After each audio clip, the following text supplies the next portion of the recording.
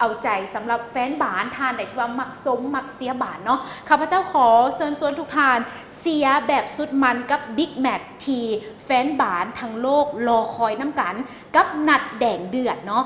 ในว่าเป็นนัดแดงเดือดที่สุดสำหรับหน้าจอที่พวกเขาเบิ่งน้ำกันปัจจุบันนี้เลยทุกท่านสามารถห่วมเซียซึกแดงเดือดเบิ่งผ่านจอใหญ่ใจกลางนครหลวงพระบางก็ได้บ่ว่าจะเป็นทั้งลิเวอร์พูลพบกับแมนยูไนเต็ดภายในงานยังจะมีกิจกรรมหลากหลายอย่างแล้วก็ยังมีสิทธิ์ลุ้นหับรางวัลสุดพิเศษกันอีกด้วยสำหรับแฟนๆบานที่ว่าไปเบิ่งงานในมื้อนั้นเนาะสำหรับงานในครั้งนี้แมนจะได้จัดขึ้นในวันที่19ตุลานี้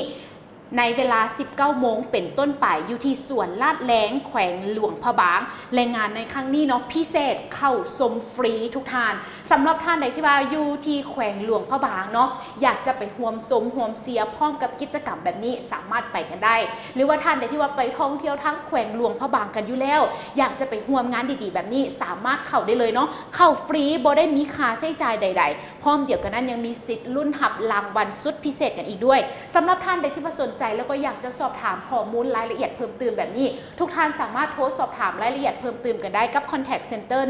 101ได้เลยตลอดเวลา24 ชั่วโมงซึ่งเป็นงานของทางลาวธนาคมได้จัดขึ้นนั่นเองดังนั้นแล้วจึงขอประชาสัมพันธ์แล้วก็เชิญชวนทุกท่านไปร่วมกิจกรรมซึกแดงเดือดครั้งนี้พร้อมๆกันนั่นเอง